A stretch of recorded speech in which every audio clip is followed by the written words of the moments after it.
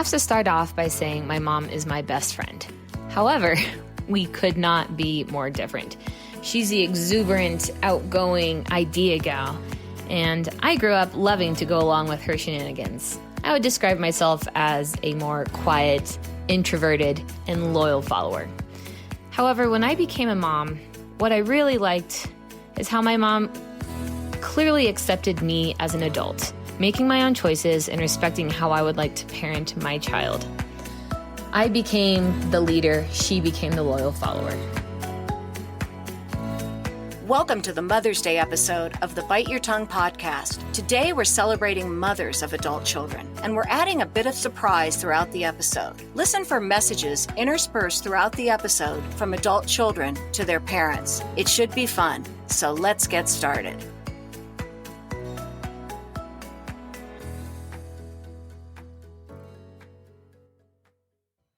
Welcome to the Mother's Day episode of Bite Your Tongue.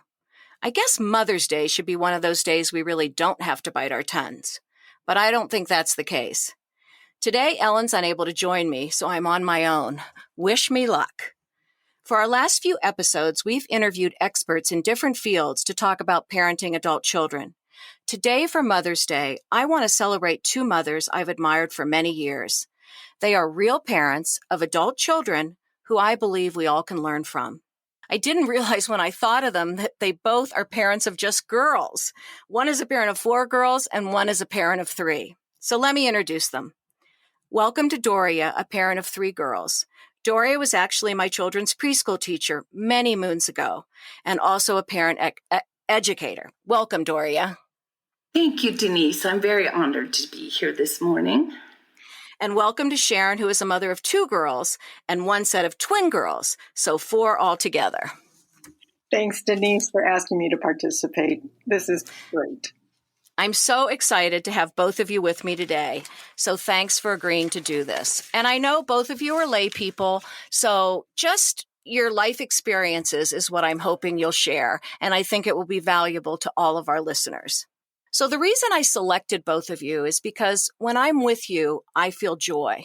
I see joy in your lives. I see joy with your families. Both of you bring a spirit of fun and joy to every meeting, every party, even when I'm just hanging out in your homes. I feel as though this happiness and fun builds a great relationship with your adult kids. If you agree, do you have any suggestions for our listeners who might not come by this happy spirit so easily, how they can more bring this joy when they're visiting or with their adult children? Literally, when I go visit my adult kids, I always think of both of you. And I ask myself, or say to myself, be positive, Denise. Be happy, Denise. Bring joy, Denise. Don't ask too many questions, Denise. So I just want to hear from both of you, and you can just take turns, how you bring this joy to every situation you're in. Don't be shy. Go ahead, Doria. You go first. Well, parenting young children can be tough. I think that in my family, we always tried to bring a little humor, lots of enthusiasm to get over the tense times. And the main thing was that we wanted our kids to feel safe and valued, but we also wanted to have fun. And I think that kind of spirit carries through even into adult children. Sharon, how about you? I agree. I like to think our default position as a family is to have fun and laugh and eat together a lot. We spent a lot of time playing games, doing crafts, outdoor activities, and everybody was able to be involved at whatever level they were capable of. And this led to a lot of spilled glitter, a cardboard town on our front porch, all sorts of things that bring us back to not so much the messes we made or seeing them as messes, but how much fun we had doing them together. But for someone like me that's, I bring more seriousness to situations, and I'm always thinking about what I need to do and what questions I need to ask. How can I bring more joy to the situation? Do I talk to my kids beforehand about planning games, trying to bring that fun? Because it's true, when we do games and puzzles and fun and laugh, it does make things more joyful. What do you think? Well, I think you have to be present. And I know that sounds That sounds a bit trite sometimes, but really being present at this moment with your kids is the key. Because we all know you close your eyes and the next thing you know, they are young adults. But, I always took my mom would say the dirty dishes will last, they'll still be there, and just enjoy this moment. And it's not easy, trying to have that feeling and that spirit, I think, is the most important thing. Yeah. Especially with younger children, and lots of hugs, lots and lots of encouragement in maybe not even the spoken word, but hugs and clapping and holding hands and that kind of thing. It still holds true as adults too. They need hugs. We need hugs. They need, a smile. We all need smiles these days because of the masks we're wearing so much. Those are the kinds of things that are really, they translate throughout our relationship and the times that we have together. Sharon, we have girls, and it might be different, Denise, but I pull my girls onto my lap every time I see them because they're always your children. And sometimes there's giggles, but they love it, even though most of them, all three of them are bigger than me, but pulling them onto your lap and just confirming that strong, loving bond that you have never gets old.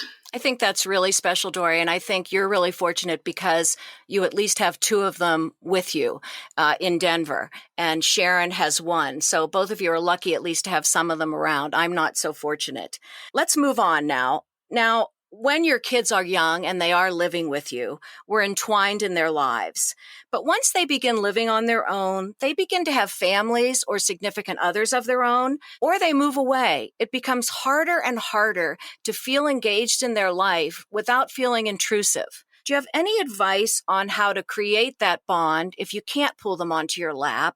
Or you can't just have them over for an afternoon to make dinner. Every visit with them is a formal affair. You're flying to see them, they're flying to see you, other than your chats on the phone. So sometimes when I'm excited to see them, I think everything I need to ask them that I haven't asked them for so long, and then it starts into a question session. And I try to avoid that. So how do you keep that bond alive even when you're far apart? Well, before COVID, we purposefully organized things together, trips, especially holidays. We now, with different families involved with husbands' families and that sort of things, we try to work around at least one of the major holidays all together. But I still, just send them little packages. And Chinese New Year is really important to me. So they always get something at Chinese New Year or Easter or even Thanksgiving, and definitely their birthdays. So it's just something that keeps us connected and organizing something so we can look forward to being together. That's one of the things we do. I have to say, God bless WhatsApp. Because we all remember, I remember the days when phone calls were so expensive and they were such a hard thing to do. But I have a daughter who's been living in Europe for the past almost 5 years. And we honestly talk every day. We just touch base with each other. We've memorized each other's schedules.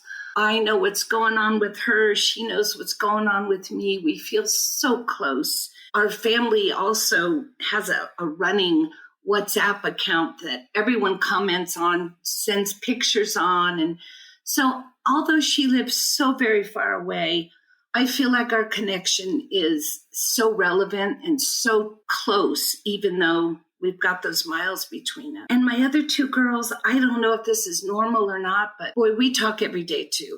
How's your day? How you feeling? What'd you wear today? What'd you do? Just silly stuff, but we just have that close connection. It's always been that way. And I was that way with my mother. So I can see that continuing with us. And that way there's no big breaks in our relationship. So like I said, God bless WhatsApp.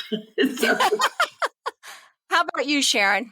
I feel exactly the same. It goes both ways. We really are so interested in each other's lives. We're so happy or sad when we're all happy or sad. We have this fam thread that gets a comment every day.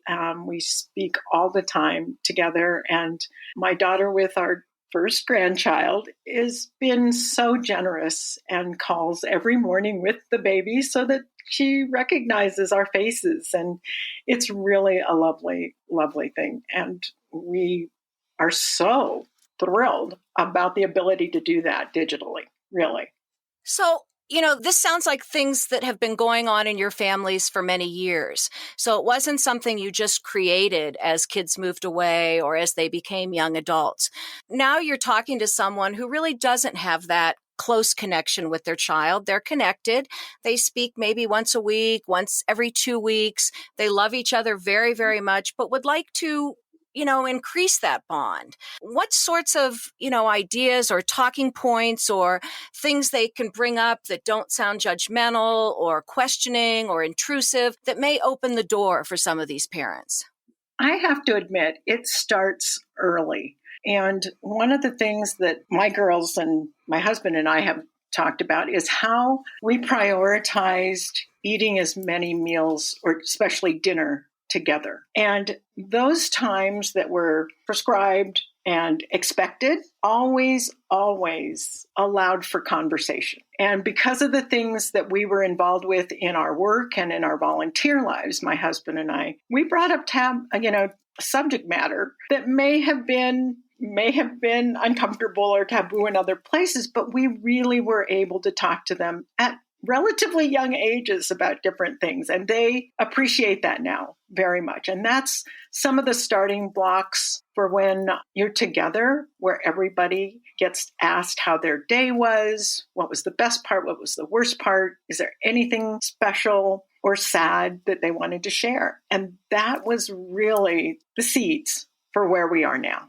I agree, Sharon. I love where you said, what was the happiest or saddest part that you'd like to share? And saying that with a non-judgmental tone and a really interested and empathetic tone or excited tone for the happy part. Go ahead, Doria.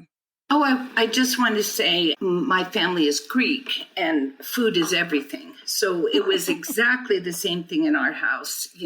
Lots of conversation, lots of discussion, lots of fun, but also lots of serious things were discussed at the dinner table. And food is still unimportant. I have to tell you, my one daughter calls me and she says, "Mom, can you walk me through how to make your salad dressing?" So we're on the phone talking about food, talking about things, and we're making salad dressing together. Or I even know two of my daughters, they cook together on during the pandemic. So really finding those little minutiae of life that is so important. It doesn't have to be big major topics about how's that job going and are you able to pay your bills or things like that, although those are important, but also just the little things. How you feeling today? And with girls, they're like, "Mom, what are you wearing?"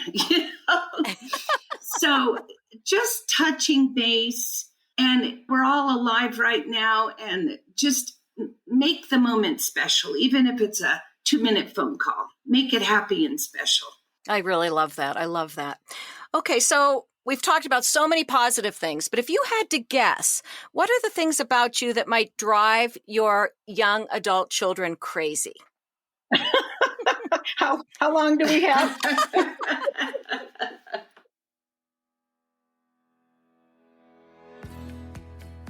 So I started realizing when I was becoming an adult and a more capable human being that we as kids see our parents as adults so much faster than our parents see us as adults.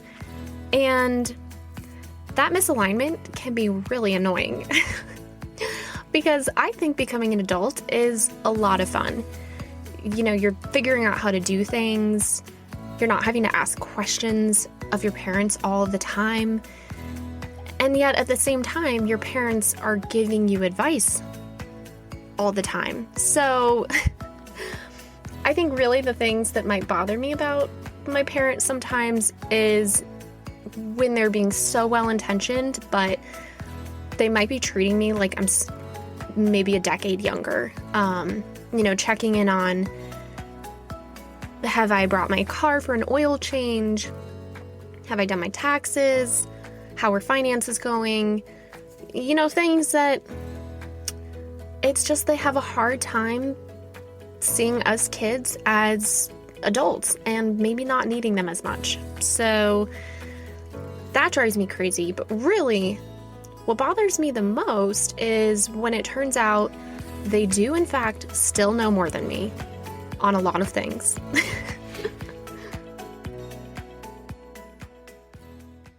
Well, I have to say it's different for each child because I could ask the most, innocuous little question of one child, and then another one would take, umbrage with it. But I think I definitely could come up with things that would irritate each child, and I really try not to go there. It mostly has to do with personality differences. And, my kids tell me they admire my strength and things that have happened in my life, some losses and things like that. So I feel like we know each other well enough to not try to go there. Although if there is something big, I feel like there's no subject that is taboo that we could talk about it. But yes, you kind of have to read the room and read the kid. Interesting. That's really good. Yep. How about you, Sharon? I'm going to go with what they admire about me first. Okay. But they know I've got opinions, but they appreciate the fact that I've evolved and we've come to a really healthy place for many opinions and a willingness to talk about all sorts of things. But I would think I actually, in part of this discourse that we have in conversation, one of the things that has driven them crazy and that we've talked about and that they've grown from, and I've grown from, is I was raised in a culture where being nice was everything. Being agreeable. Agreeable, always, I don't want to say submissive exactly, but definitely not on this planet to offend anyone, right? And I think what they've taught me from some of the frustration of that education at home was that they actually, not only being biracial, but also being women, their voice counts a lot outside our home. It counts tons in our home. But outside, I really wanted them to be raised the way, or be the example of the way I was raised. And that was nice, nice, nice. And that's not a word that they appreciate the way I do, I guess.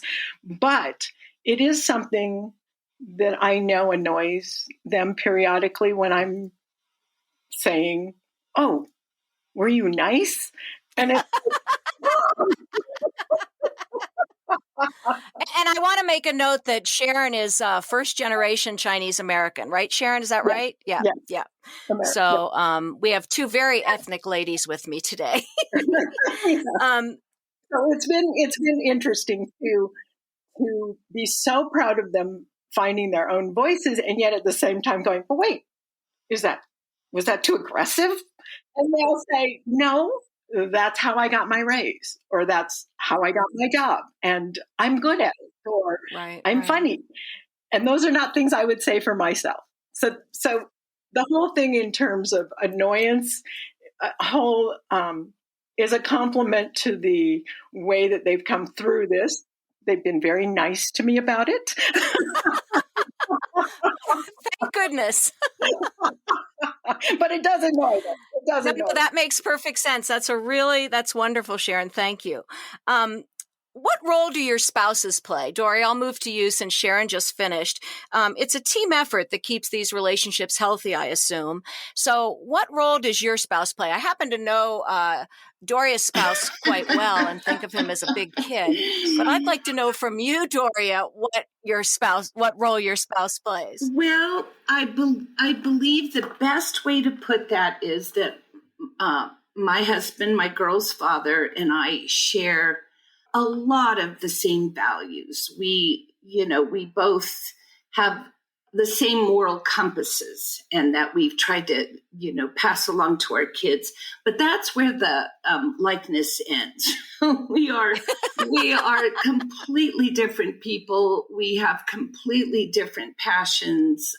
He's the fun one, taking them out, doing all these fun things that, gosh, let's jump out of an airplane. Let's go do this and that. And I'm the one saying, I wonder if we pulled our cover over this way, if it would make our bed look nicer when we made it. So the way these kids have grown up has been very diverse, but I do believe that it worked. And they're very close to their dad. I'm very blessed to have had a partner that was truly 50-50 in the raising of my kids. So that's my story. And Sharon? I feel just as fortunate. I really do. He is a model of hard work, as we both are in our own ways. He loves his girls. There's just no question. He's calmer than I am. Much calmer than I am. I sort of established the crafting and studying and dance and play at home. I coached their soccer team, so it was a little sort of serious tone there, even though we were running around and having a lot of fun. But my teammate husband taught them to bicycle, to play tennis, and did the whole skiing thing. Especially important was he taught them how to drive. That's where the calmness because that would not have been good, because I still clench when even he's driving. So you're kind of getting the idea of how the divisions of some of the work went, but we definitely were a team. And only a couple of times, pretty substantial, maybe, like a piercing, did somebody get away with pitting us against one another, as it were. So other than that, I feel exactly the same way, Doria. We were really fortunate to have teammates.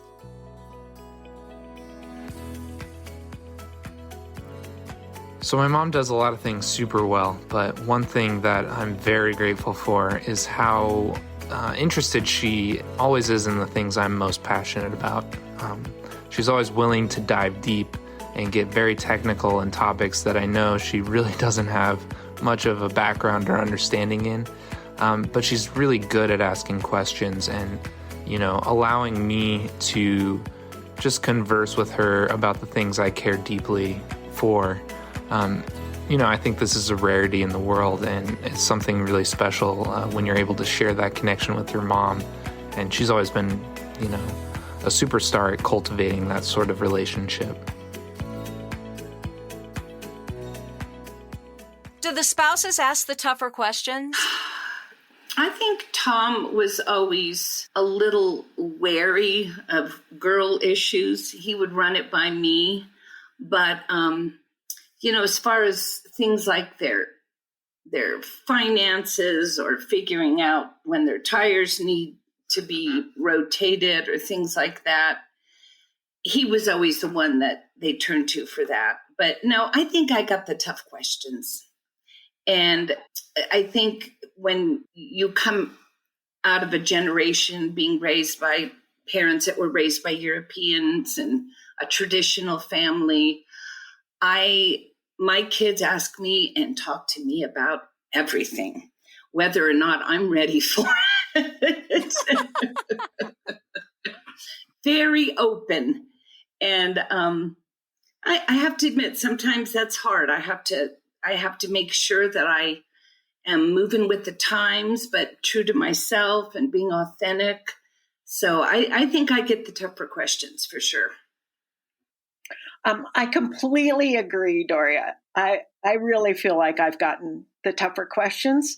And one part that I've made a conscious effort of is to be sure and share those with my husband at times so that he's not completely blindsided by not understanding what they're upset about. We've had a couple of those incidences where he doesn't care about anything. And I said, oh my gosh, he doesn't know anything. That's one thing that I do recommend sharing with spouses, teammates, parenting is information and communication still is the key. But if you're asked to keep it confidential, do you? Doria? Usually use some judgment there. I can trust my husband if I tell him not to tell and not to mention it to the girls. But sometimes I feel like he needs to be in the loop a little bit. So, and they probably know I tell them. Right. Sometimes it's, you tell Dad, Mom, I can't tell them. Quite honestly, the answer to that is I'm not asked that much. Oh, that's so funny. Both of you have had harmonious and warm, open relationships with your mothers. And I've watched those relationships. I feel like I've been privy to them. What do you think you learned from your mother that makes you a better parent of an adult child? Sharon, you start this time. She was 45 years old and left with 6 children to raise alone after my father passed away. She had kids aged 21 to 20 months. And he just exuded kindness and dignity in everything that she did. And I am forever grateful for that. She just has this strength of will to make life good. The life experience that she's had is unbelievable, from her war experiences to moving to a new country to having all of these kids and having her spouse die, my beloved father. But she is one of the most positive people you'll ever meet. It amazes me still. It just amazes me. So that's what I take from her, is the love and positivity. The positivity. I want everyone to hold on to that word because I think that also mirrors the joy. It's that positivity that I hope all of us can work on bringing to our relationships. Okay, Doria, I knew your mother very well, and she brought joy to so many people. My mother had a lot of setbacks in her life, a lot of loss. Growing up during the Depression and having immigrant parents, she had 6 children. Money was always tight. But I'm sitting here telling you that my childhood was magical. Somehow my mother made each of us kids feel like we were the most special, unique, perfect people in the world. Everything we did, she cheered us on. She also was very, let us be independent too and make our own decisions. I think what she left me with was treat other people the way you would like to be treated. That was her credo. And she always would say, I want to be better, not bitter, in any type of situation that we came upon. And I just felt she loved being a mother, and she loved us unconditionally. And when I had kids, I was able to pass that along. And just the more I'm in the world, I realize what a true blessing it is to have a wonderful mother. And we can all strive to be that example for our children. And I think being present and being kind and unconditional love, those are the things that she brought to me and that I hope I've passed on. Could I share a real quick story? Absolutely. About my mom? Sharon has a very, very low voice, so we really want to hear from her. So I'm going to ask you, Sharon, to use your outside voice. Okay, I'm going to use my outside voice. I do tend to get quieter and quieter as I speak more. But my children were in elementary school, and my mother came to visit. The twins were kindergarten. But it was one of those lives where Soccer had occurred in the morning, and dance class for the twins was coming up, and somebody had an overnight. So we were in the car with my mother at least 4 or 5 times, maybe 6 that day. And all I could think of was, oh my gosh, she must think this is crazy because we spent all our time outside in the backyard playing at this age. We weren't driven to all of these different places. And she turned to me at a stop sign, and I'll never forget this, and I hope I don't break out.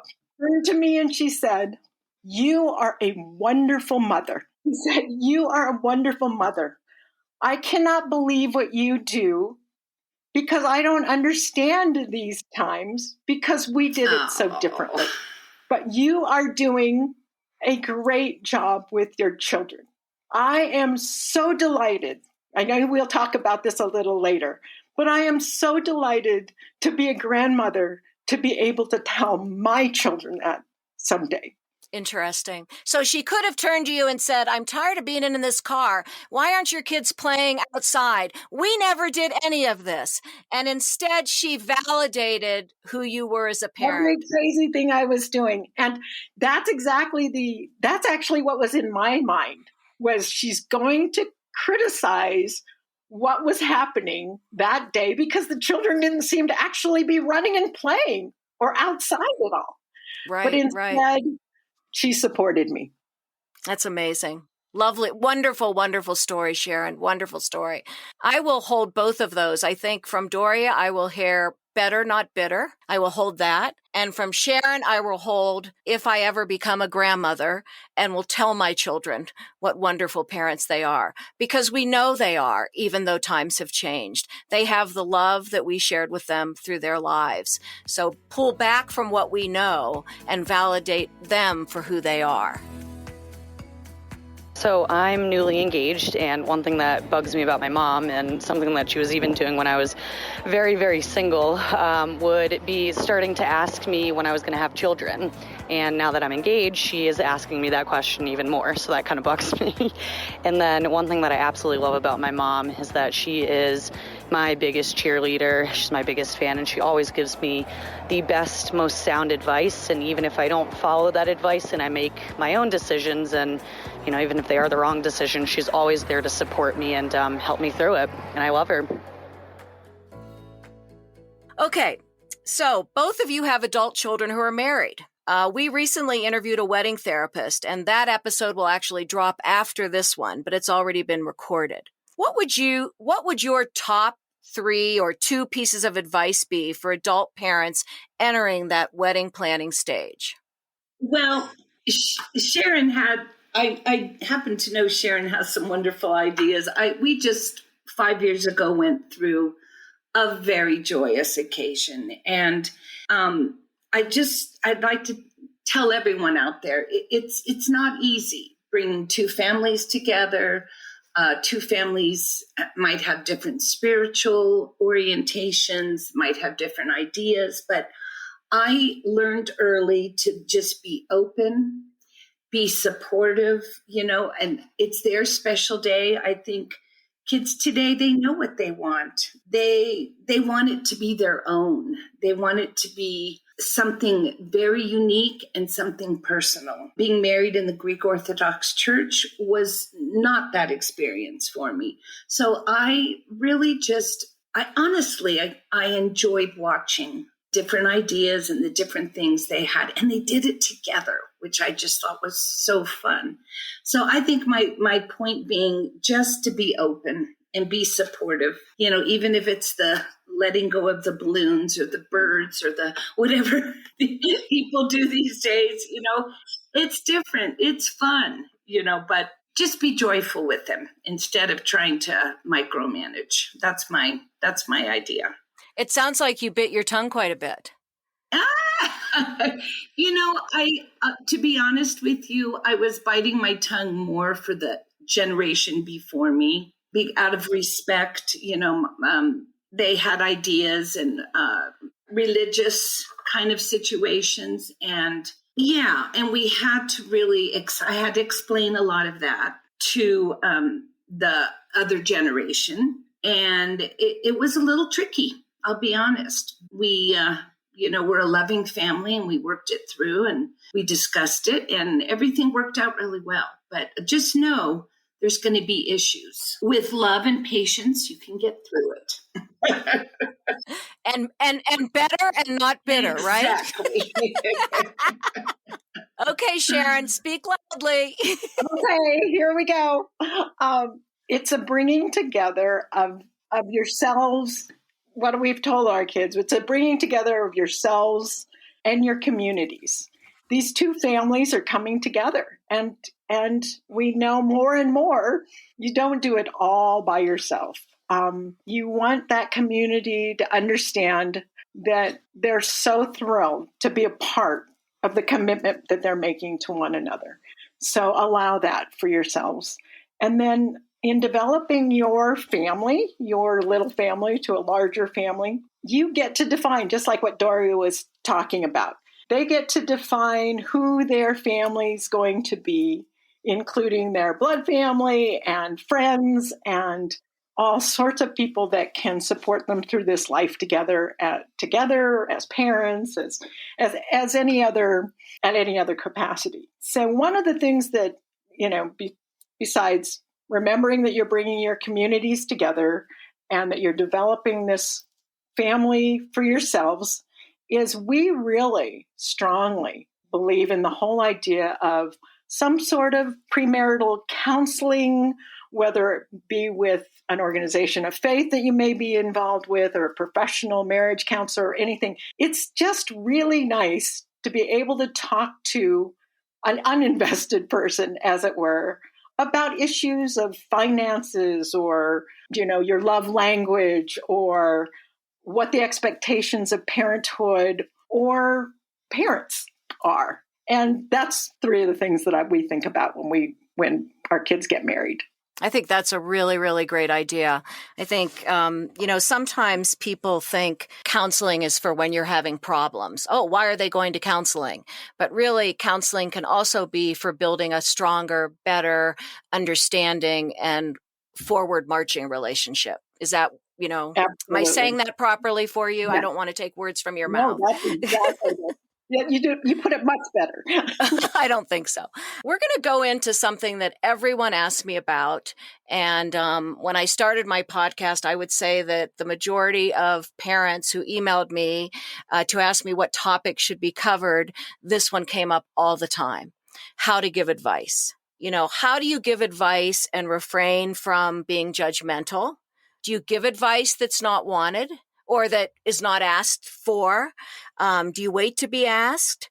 How do you deal with things when you see things going awry or things that really need to be addressed, but aren't sure how to give that advice? Well, Denise, I think that in a nutshell, my children come to me for comfort. They come to me out of excitement to tell me things that are happening, or they come to me telling me things are funny. I love those parts. I love the joy and all of that. I love that. I love the people they've become. I love to celebrate things with them. But when they come to me and directly ask me questions in my advice, I feel kind of a reverence that they're coming to me, and I'm honored that they're asking me. And I really, really try to stop and think before I answer. And I try very hard to see it from their way. And, I find myself saying silly things. Well, from where I'm standing at 62, this, this and this and this and this.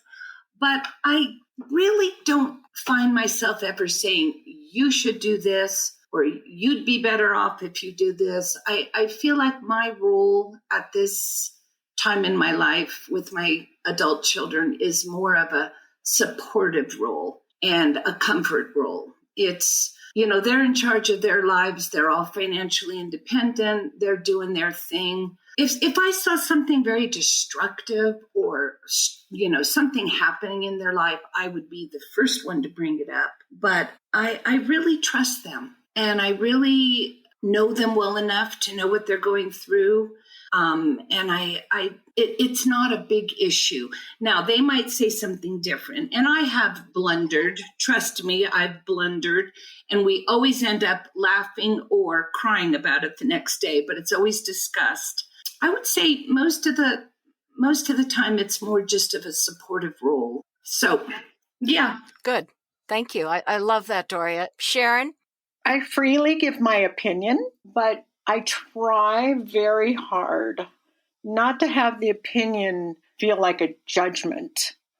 The difference is, this is what I think about it. What do you think about it? And that's the most important part to me, is I have all sorts of opinions on all sorts of things, colors and daylighters, any sorts of things. But I think there's really a distinct difference between passing on a judgment of your behavior and an opinion about what you see. And it's a hard exercise, and you got to start young in terms of letting go of telling them all the time what to do, but kind of giving options and choices. And they've made good ones. And I'm with Doria. We have talked about almost everything and anything for a long time, starting with potty training and what they felt about having to do that. So getting into some of the harder issues.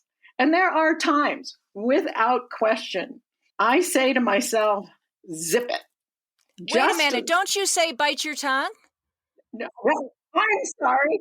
I say bite my tongue. Come on, Sharon. We got to market this. Exactly. My mother once told me that she would try and put a smile on her face before she told me something I wasn't going to like to hear. Interesting. Well, and I really liked your follow-up, here's what I think, what do you think? Because it sort of brings down your opinion and raises up theirs. And I really like that. That's terrific.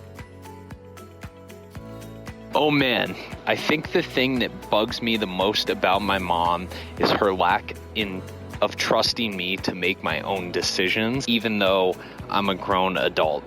That being said, my favorite thing about my mom is that she has my back whether I make the right decision or the wrong decision. And even more so when I make the wrong decision, she's always there to help me out. All right, you guys are so wonderful. We're going to move to grandparenting because both of you are grandparents.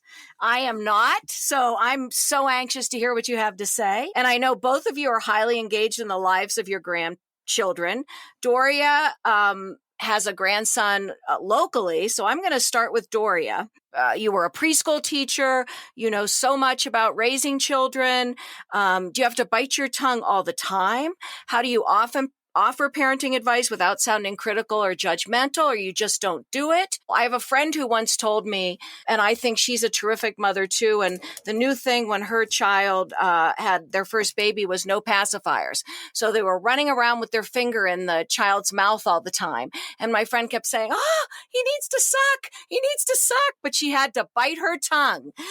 So how do you deal with things like that? In my situation, and this is just with this child and this first grandchild, I don't know how it's going to play out in the future, but I had two young people looking at me going, help!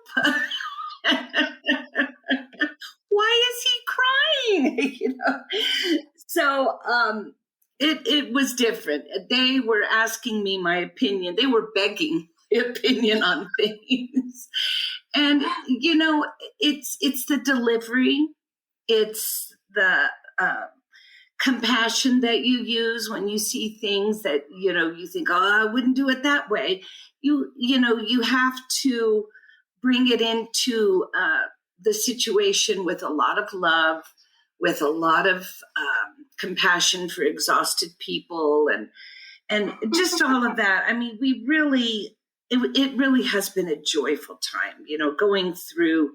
My background is early childhood development. So just watching this little beautiful spirit go through these different stages. And do all these things that my daughters honestly never occurred to them to want to put anything and everything in the microwave. But it has been a wonderful experience for us. So I just want to tell parents becoming grandparents, I kind of heard people say in the past, oh, grandparenting is great. You can just give the kids back at the end of the day and you don't have to worry about it.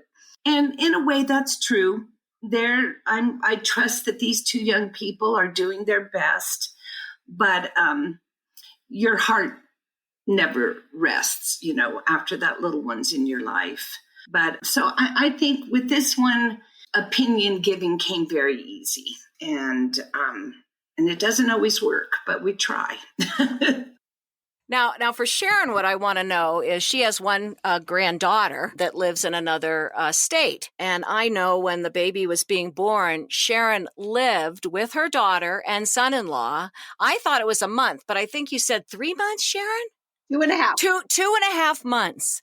And I just wonder, what advice do you have for parents, when they are staying with their daughter and their son-in-law, or, you don't want to be, oh my gosh, when's my mother-in-law leaving? Or, oh my gosh, how long's your mother staying? How can you make that a harmonious visit? Well, I'm going to start out with, my heart explodes when I think about being a grandmother to my little granddaughter, our little granddaughter. It is so much fun. It is so much fun. And it is so humbling to watch my daughter and my son-in-law, we call him son, become parents.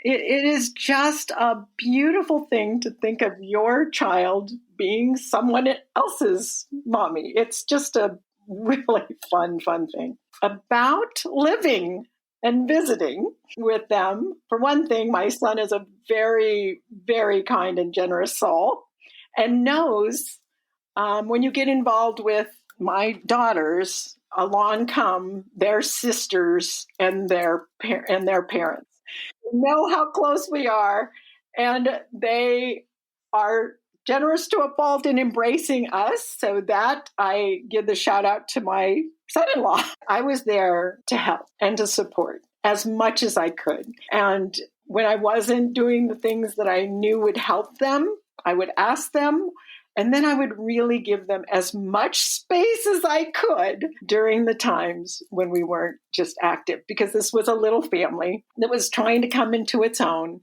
after the delivery, which was a little rough. And so there was a lot of all hands on deck were needed and appreciated. So the advice about visiting is, don't take for granted that you're in their home. It's not my home. It's their home. And it's the way they've got it set up and the way they're going to live it. And it's marvelous. Just go in and say, this is great. However it is, how can I help? And give them space. That's terrific. Really, really terrific. I feel like I could talk to both of you for so long, but I'm going to have to start wrapping it up. Believe it or not, this has been one of my longest episodes. So I end every episode with asking my guests to give me 2 things that you think you would like our listeners to take away from this in parenting adult children. So, Doria, I'm going to start with you. Just 2 points that you hope they'll take away from today's episode. I think the most important thing in our family and in my growing up and my raising children is, no matter how difficult the conversation is, and we all have difficult conversations, just make sure that the message of love and acceptance gets through, because no matter what age a child is, they need to feel safe, they need to feel valued. And we were blessed to have this job of being their parents, and we're always their parents. So don't forget that they need to be treated with love and respect every day. And it's amazing when you do that, the respect and the love comes back to you too. Beautiful, beautiful. Thanks, Doria. Sharon? First, we all fall and we can all be discouraged or struggle.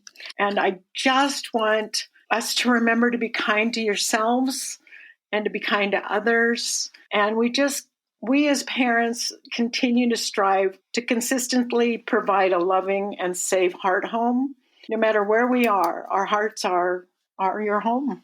And then the second part, my husband actually helped me with this. He said, as parents of adult children, we need to keep open to learning and being honest in our communication. And then my final thing is never, ever, ever hesitate when given the chance to say, I love you. I love you. I love you. I love you. A positive thing that my mom does that I love is she's very supportive. She's incredibly supportive of my career and believes so strongly in the work that I do and sees its value and its contribution to the world. I feel so honored and lucky. She's always there to support in any way that she can, and it makes such a huge difference. Gosh, you guys, this has been so wonderful, and this is going to drop the day before Mother's Day. So I want to wish both of you from the bottom of my heart a wonderful, wonderful Mother's Day, and to your 2 daughters who will also be celebrating Mother's Day, and also a special Mother's Day to all of my listeners. Thanks for joining us. Thank you all for joining us for this Mother's Day episode of Bite Your Tongue. Mother's Day is tomorrow, as I said, so those of you who are mothers, I hope it's a special day. We have a lot more exciting episodes coming up. In 2 weeks, we speak with Allie Houston Lyons, a wedding therapist from Isle Talk in New York City. We hope you'll tune in. And again, if you're enjoying the podcast, please subscribe and give us 5 stars. Follow us on Facebook, Instagram, and Twitter. And remember, we really do want to hear from you. Let us know what you thought of today's episode and give us some ideas on topics you'd like us to explore. Thanks again to Connie Fisher, our hardworking, ongoing audio engineer. And until next time, remember, sometimes you may just have to bite your tongue.